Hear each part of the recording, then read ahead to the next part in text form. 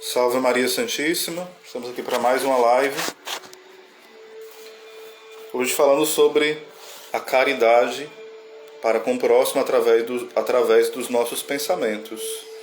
A caridade para com o próximo através dos pensamentos.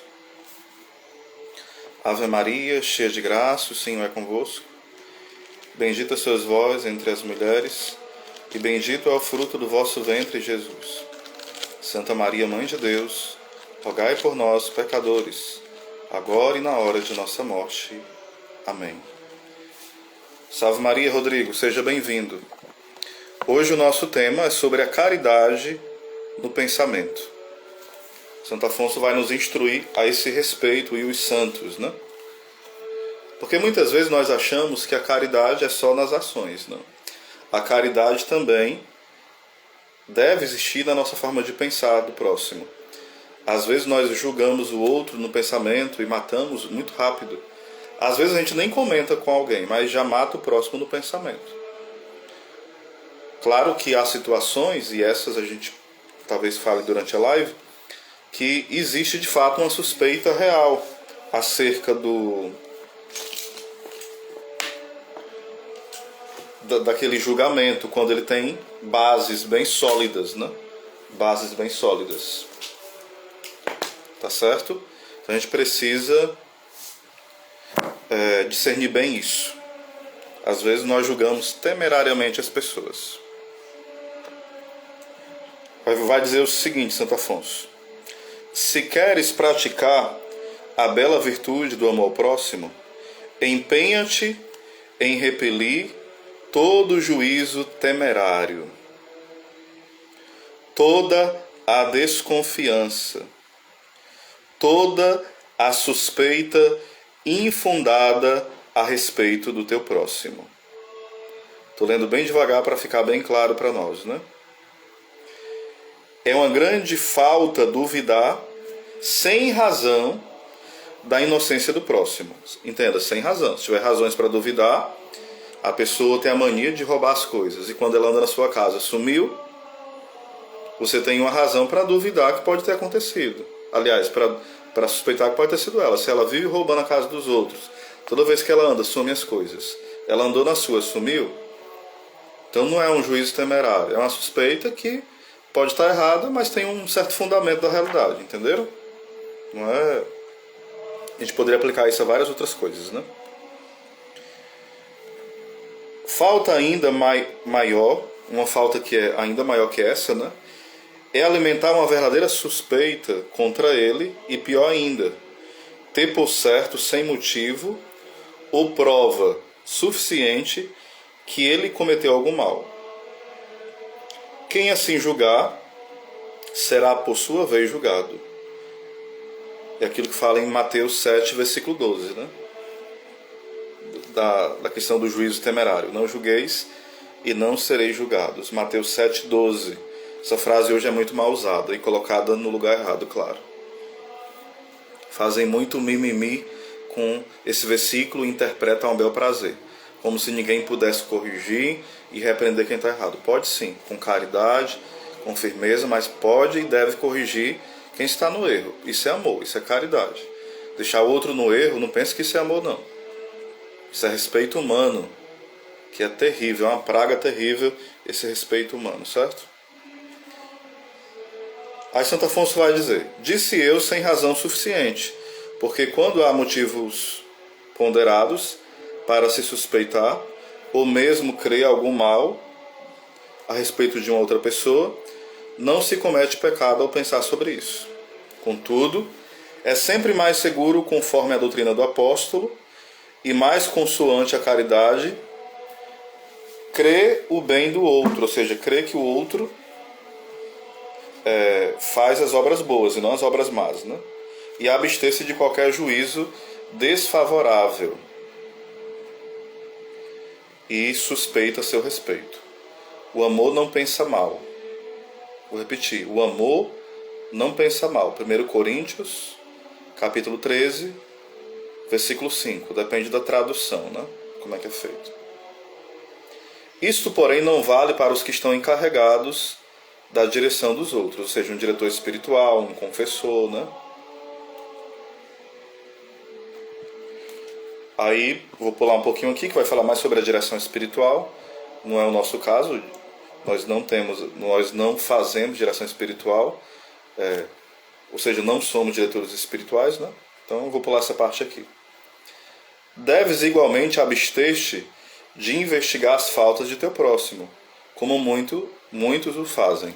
Tem pessoas que vão investigar, cascavear a vida do outro, para saber, olha, ei, Osés, tu ficou sabendo, eu procurei me informar sobre tal pessoa, fiquei a descobrir isso.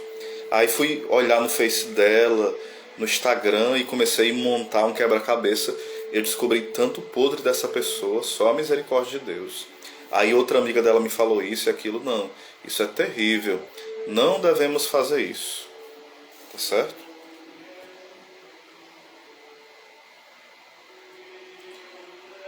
Continuando. Não imiteis aqueles que se informam em toda parte do que se diz daquela pessoa, e enche assim seu coração de suspeitas, amarguras e antipatias. Às vezes nós ficamos com suspeita de alguém que é uma pessoa muito virtuosa e santa, mas de tanto ficar investigando a vida da pessoa, a gente cria uma fantasia na nossa cabeça que começa a ter uma antipatia com alguém muito virtuoso. Isso é uma praga terrível, esse tipo de atitude, certo? Muitas vezes se narram as coisas de vários modos. Algumas pessoas exageram de forma considerável quando vão falar de alguém. Se, pois, ouvires que alguém se exprimiu de uma forma ou de outra, não dê muita importância sobre isso. E não pergunte a alguém para conferir as informações. Procede assim, que cada qual possa falar bem de ti, e deixa então os outros dizerem o que lhes aprouver. Dize para contigo mesmo, ao ouvires que outros falam de teus defeitos, isso é o menos que se pode dizer de mim. Ou seja, se alguém falar mal de mim, eu não vou pagar falando mal dela. E nem vou ficar arrasado porque alguém falou de mim. Oh, que pessoa má, que pessoa maligna. Né? Não.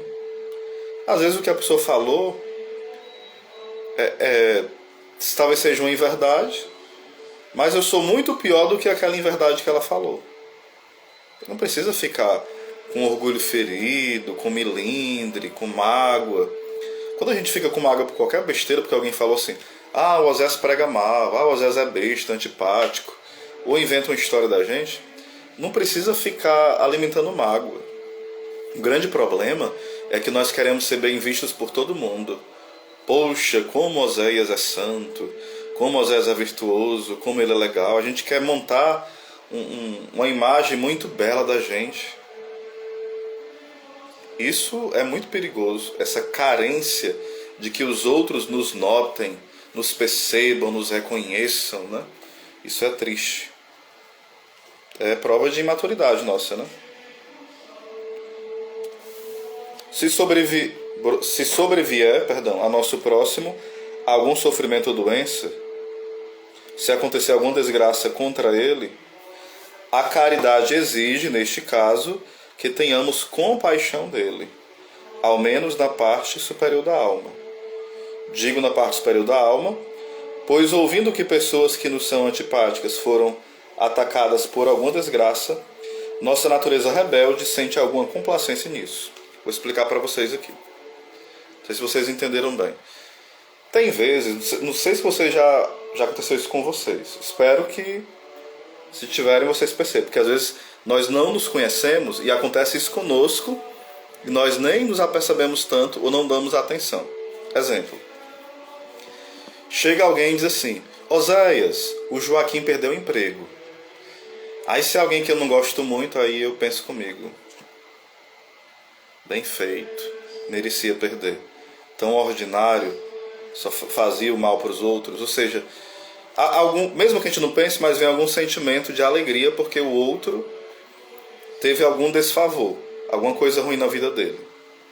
Essa é a desordem da nossa natureza. A gente acaba tendo complacência, uma certa alegria porque algo não deu certo para uma pessoa que eu não gosto muito.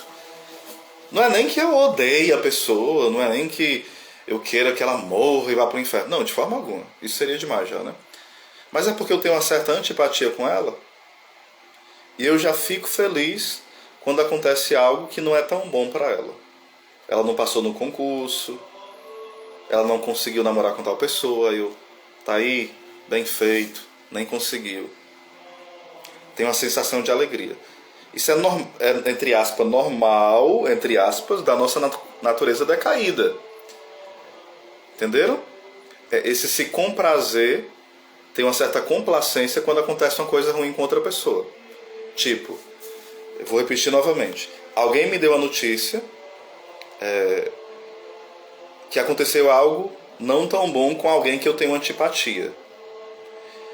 Pela nossa natureza decaída, pelas nossas desordens, é normal que exista uma certa alegria porque aconteceu aquilo ruim com outra pessoa. Porque não deu certo o que ela empreendeu.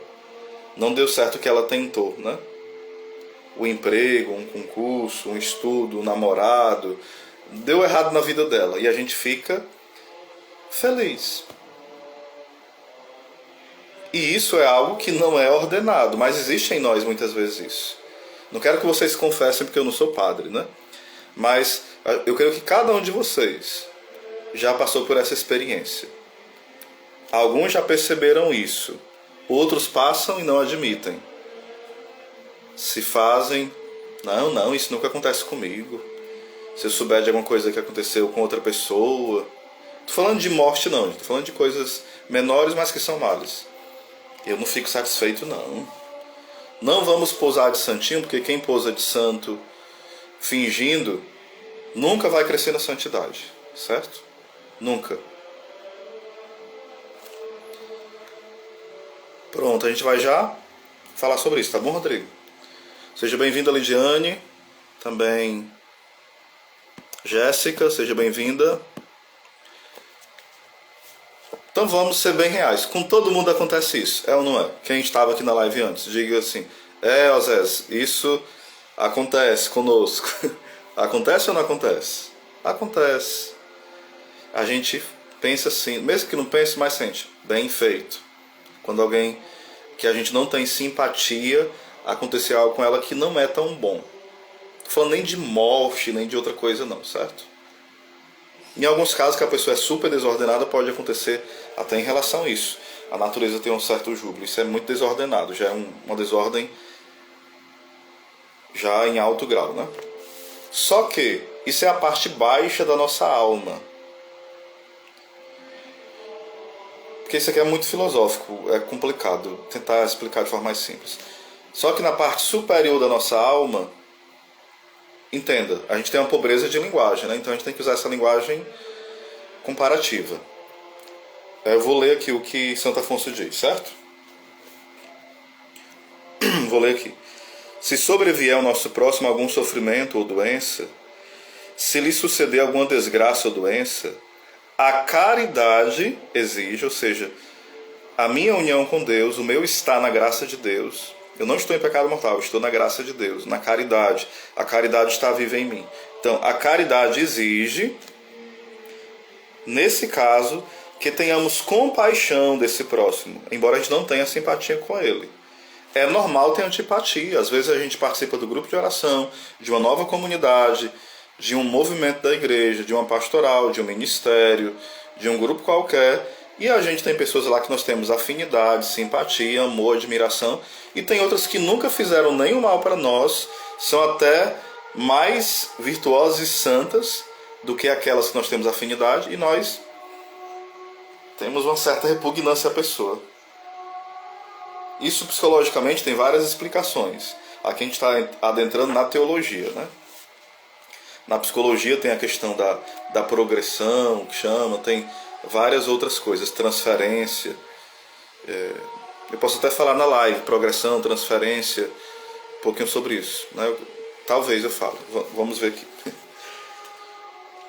Aí ele vai dizer: devemos ter compaixão desse próximo, ao menos na parte superior da alma, Digo na parte superior da alma, pois ouvindo que pessoas que nos são antipáticas foram atacadas por alguma desgraça, nossa natureza rebelde sente alguma complacência nisso. Se te sentires inclinado na parte inferior da alma a te alegrares com a desgraça de teu próximo, deixa então tua má inclinação gritar como um irracional e procura, na parte superior, compadecer-te de teu infeliz próximo. Ou seja, eu senti essa certa alegria, certo júbilo. Bem feito. Parece aqueles cãozinhos que aparecem nos desenhos animados, né? Faz assim, tipo assim, bem feito. Aí a gente fala, Senhor, abençoa essa pessoa, que ela se levante, que ela arrume um emprego, que ela seja consolada, que ela seja fortalecida. Ou seja, mesmo com esse sentimento desordenado, eu faço uma prece sincera por ela. E direciono o meu amor, a minha inteligência, a minha vontade, pedindo o bem para ela, a fortaleza de Deus, a graça de Deus. Eu vou tomar uma atitude de amor, uma postura de oração, de intercessão por ela. Então eu estou agindo com a minha inteligência, não é com as minhas paixões desordenadas. Elas estão ali gritando, estão latindo, igual um cachorro. E eu não vou ouvir aquele latido, deixa ele lá amarrado, fica aí, homem velho, e diz Senhor. E pede pela pessoa, sinceramente, pede. E Deus vai ver que você está deixando esse cachorro, esse homem velho amarrado, está em Deus se vencendo. Essa é a postura adequada. Uma vontade firme, conduzida pela inteligência e não pelos afetos. Certamente, continua aqui, certamente é lícito alegrar-se do feliz resultado que se espera obter em consequência dos males temporais sucedidos a alguém. Vou repetir.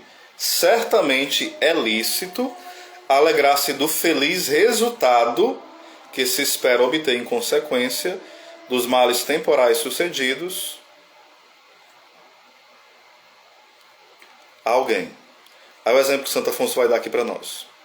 Por exemplo, se um pecador que serve de escândalo a outros ou vive obstinado fica doente, é lícito alegrar-se disso na esperança de que essa doença o levará a entrar em si e a converter-se ao menos, e por fim a esses escândalos.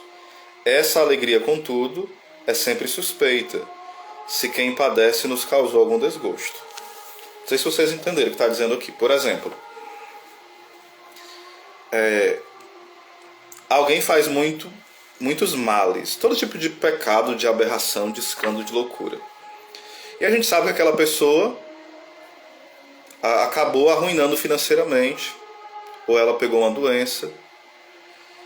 Se a gente tiver uma alegria dizendo assim, poxa vida, nessa situação, essa pessoa vai se converter, vai se reaproximar de Deus, ou então vai se aproximar, vai ser uma nova vida, vai se converter, vai se arrepender, vai se confessar, vai começar a ter oração, vai ter uma mudança radical na vida dela através dessa dor. E se alegrar por isso, aí não existe pecado algum. Porque eu não estou querendo o mal eterno da pessoa. Tem aquele mal temporal que é em vista de um bem eterno, que eu vou crer que vai acontecer. E vou rezar para isso. Aí essa alegria, não existe pecado nela. Não é ilícito. Porém, se é a pessoa que eu não gosto de jeito nenhum, aí eu vejo ela arruinando nas finanças, na saúde, na família, né, na vida afetiva como um todo, tendo crise de todos os jeitos, né? E eu me alegro, eu tenho que investigar, eu tenho que suspeitar. Eu estou me alegrando porque eu acho que ela vai se converter, ou eu estou me alegrando porque eu não simpatizo com ela e ela já me fez alguns males e eu estou achando que ela está pagando. Qual é a raiz dessa alegria? É em vista da salvação dela? Ou é um senso de vingança que está se enraizando e sendo celebrado dentro de mim? Entendem? Então, ter cuidado com isso, né?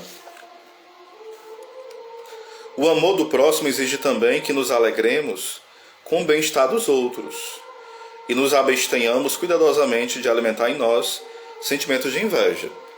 Gente, isso é muito comum em nós. Se a gente se conhecer bem, tem pessoas que sentem mais, outros nem tanto. Por exemplo, está desempregado. Alguém arruma um emprego, às vezes a gente diz, que bom, graças a Deus. Mas lá dentro, a gente se entristece um pouquinho porque o outro está bem e eu não estou. O outro ganhou um cargo que eu queria e eu não tenho.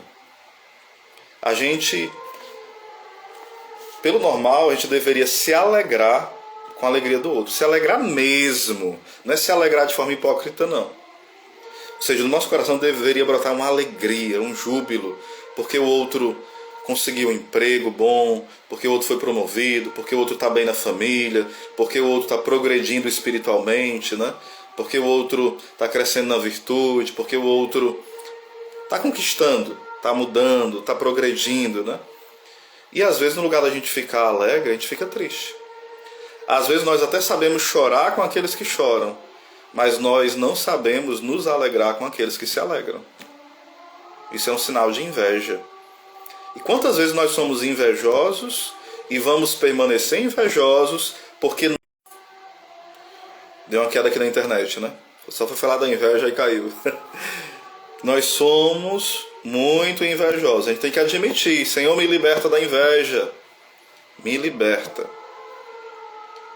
Eu lembro de uma vez que tinha um irmão no Shalom que eu tinha muitos incômodos com ele. Depois eu fui perceber que a raiz desses incômodos era a inveja. Que ele não fez mal nenhum para mim. E depois eu fui lá pedir perdão a ele. Claro que precisa ter discernimento para isso. Eu rezei, fui ver. E quando eu pedi perdão e reconheci que eu estava tendo inveja dele, claro que nem para todo mundo você deve falar isso. Porque a pessoa vai ficar com mais raiva de você. Mas eu falei para ele e aquilo se dissipou do meu coração. Aquela inveja que estava me maltratando e me fazendo indiferente àquele irmão, sabe? Então, várias vezes nós somos acometidos disso. Inúmeras vezes. Essa inveja do outro, do bem do outro, né? Tenhamos cuidado, viu? Muito cuidado. Mas vamos ter que admitir que sentimos ela diante do Senhor. Não vamos esconder nada, não. De 4 modos, diz o Dr. Angélico, Santo Tomás de Aquino, né? Pode nos desagradar o bem do próximo. Qual é o primeiro modo que nos desagrada o bem do próximo? Sua felicidade pode nos contristar, porque tememos que com isso nos sobrevenha um dano qualquer.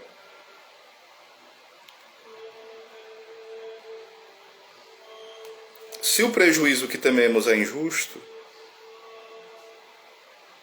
nosso temor não é inveja. Por exemplo, né? Eu posso ficar meio triste porque o outro... eu trabalho na mesma empresa que alguém e o outro ganhou um cargo grande.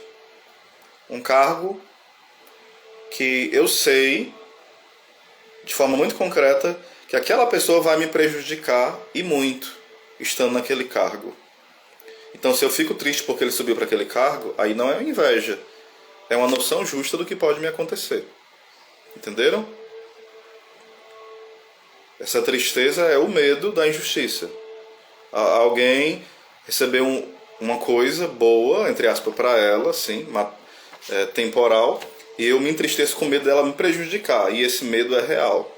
Me prejudicar de forma injusta. Então não é inveja, é um medo normal. Bem-vinda, Neurinha. Deus te abençoe. Então, esse é o primeiro tipo de desagrado em relação ao bem do próximo, né? Continuando. São Gregório vai dizer o seguinte: muitas vezes acontece que a desgraça do nosso inimigo nos causa alegria, sem que com isso faltemos ao amor do próximo. Quando, por exemplo, o seu infortúnio é motivo de outros ficarem livres da miséria. Por exemplo, um mau presidente, um mau governador, um mau administrador, foi descoberto os podres dele e ele é preso. E eu me alegrei. Tem problema me alegrar? Não. Porque eu estou me alegrando com a justiça que está acontecendo. Há um homem injusto que está prejudicando a outros. Então, essa alegria com que está com a punição daquela pessoa não é pecado. Porque eu estou me alegrando por conta de uma justiça que foi feita. Há uma pessoa que é má e pratica o mal para os outros, e agora ela foi retida. Está sendo impedida de fazer o mal para os outros. Então, essa alegria em relação ao outro não é ruim. É ruim se eu desejar o inferno para a pessoa. Porque quem é que deseja o inferno para o outro? Os condenados. Todos os condenados do inferno desejam que todos estejam no inferno com eles. Não para amar, mas para odiar e blasfemar e sofrer. Então, se a gente deseja o inferno mesmo para alguém, nós estamos agindo como os condenados. Entenderam? Nós não podemos desejar inferno para ninguém. Nem para a pior pessoa desse mundo. De jeito nenhum. Isso já é viver no estilo de um condenado, se a gente deseja o inferno para o outro. Mesmo que a gente se alegre com a prisão daquela pessoa injusta, ruim, tirânica, devemos rezar pela conversão dela lá na cadeia. Que ela seja um santo, uma santa.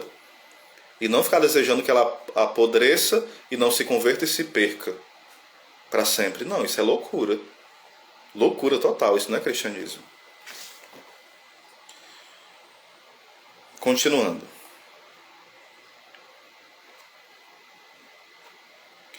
Acontece também que o bem-estar de nosso inimigo assim, alguém que nos quer o mal, né? Também nos aflige, sem com isso nos tornarmos culpados de inveja. Por exemplo, quando tememos que ele abuse de seu bem-estar para a injusta opressão dos outros. Ou seja, como eu já falei, chega a um cargo alto, né? E só vai fazer o mal quando chegar nesse cargo. A gente se afligir com um homem justo chegando ao poder é algo normal, não é inveja. Em segundo lugar, o bem do próximo pode nos contristar, não porque o próximo está aproveitando deste bem, gozando dele, né? Mas porque nós não o possuímos. Este desgosto não é inveja, é mesmo uma virtude, quando se trata de bens espirituais. Vou repetir para não ficar confuso, tá certo? Em segundo lugar, o bem do próximo pode nos contristar, não porque o próximo goza dele, mas porque nós não possuímos. Este desgosto não é inveja, é mesmo uma virtude, quando se trata de bens espirituais. Por exemplo, quando eu olho para uma pessoa que ela é muito generosa, eu não fico triste porque ela é generosa, porque ela tem generosidade. Eu fico triste porque eu não sou generoso ainda e eu queria ser generoso. E eu desejo ser generoso. Então não é inveja, isso é bom.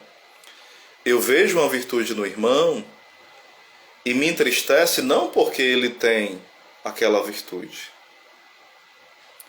mas porque eu me envergonho da minha miséria e digo, poxa vida, esse irmão é tão manso, glória a Deus, que alegria pela mansidão dele, mas eu tenho uma tristeza porque eu não sou manso ainda. Não sou paciente. Eu não fico triste porque ele é manso, mas porque me envergonha tão grande mansidão e eu ser uma pessoa bruta, impaciente, totalmente sem noção, né? Sem caridade, sem compaixão. Então, esse desejo de ser virtuoso como o outro não é uma inveja. É uma virtude. Entenderam? Sim, tio Oséias. Então vamos lá. Em terceiro lugar, o bem-estar do próximo nos entristece porque julgamos que ele não o merece. Este descontentamento é igualmente permitido se temos motivos de temer que o lucro, as dignidades, as riquezas que nosso próximo possui possam prejudicar a sua alma. Por exemplo, a gente sabe da índole de uma pessoa muito próxima a nós. E essa pessoa entrou no seminário. E a gente continua conhecendo ela e sabendo que ela continua aprontando tudo e todas. E que provavelmente, se não for um milagre, vai ser um péssimo padre. É normal a gente se entristecer dessa pessoa cheia de incoerências, não é porque é pecadora, mas cheia de duplicidade, cheia de incoerência, de mentira, de ideia mundana, chegar a um estado tão sagrado. Aquilo vai colocar em risco a alma dele e a alma de tantos outros que vão ser direcionados por ele, caso não haja uma conversão. Então não é um pecado, mas é uma preocupação normal. Isso em relação a esse exemplo que eu dei e a tantos outros exemplos. Claro que a gente deve rezar para que a pessoa se converta estando lá naquele cargo tão digno, né? Tão profundo, tão belo. Mas é uma preocupação justa, não é inveja, certo? Em quarto lugar, o bem-estar do próximo pode nos desagradar porque nós... aqui de fato é inveja, vamos lá. Em quarto lugar, o bem-estar do próximo pode nos desagradar porque nós, por sentimentos malévolos, não o toleramos e, por isso, consideramos o seu proveito como nosso dano, no que consiste propriamente a inveja, contra a qual nos devemos precaver. Ou seja, eu fico triste com a alegria do outro, não porque ele não é virtuoso, não por nada disso. É porque eu me incomodo com o bem dele mesmo, com a alegria dele. Eu quero que ele fique infeliz. Eu quero que ele tenha insucesso. Eu quero que ele tenha desonra. E eu quero todos os bens só para mim. Ele não tenha e eu tenha. Que falte para ele e que eu tenha. Que ele perca e eu ganhe. Aí já é inveja, né? Óbvio. Isso é terrível, isso é maligno. O sábio diz que os invejosos imitam o demônio. Que ele procurou tentar Adão, né? Porque invejava o céu que Adão ia gozar. Porque o demônio foi expulso, né, junto com os demais anjos maus, decaíram, foram expulsos da presença de Deus. Então o demônio fica com inveja do homem e gozar no céu dessa alegria eterna, da beatitude. Então por isso, por inveja, tenta o homem para que o homem se perca. Vai falar o livro de Sabedoria, Sabedoria 2:24. Pela inveja do demônio, entrou a morte neste mundo, e os que são de seu partido imitam a ele. O invejoso imita o demônio. A caridade, pelo contrário, faz que nos alegremos pelo bem-estar do próximo, como se fosse o nosso próprio bem, e que consideramos a desgraça alheia como própria, ou seja, o outro está ruim, eu fico ruim também, o outro está bem, eu também estou bem com ele. Chorar com os que choram e se alegrar com aqueles que se alegram. Então essa foi a nossa live, talvez ficou muito longa, mas creio que tenha os ajudado a esclarecer algumas dúvidas e a gente crescer mais na busca da santidade. Compartilhem, vai ficar no IGTV e até a próxima live, se Deus quiser. Salve Maria.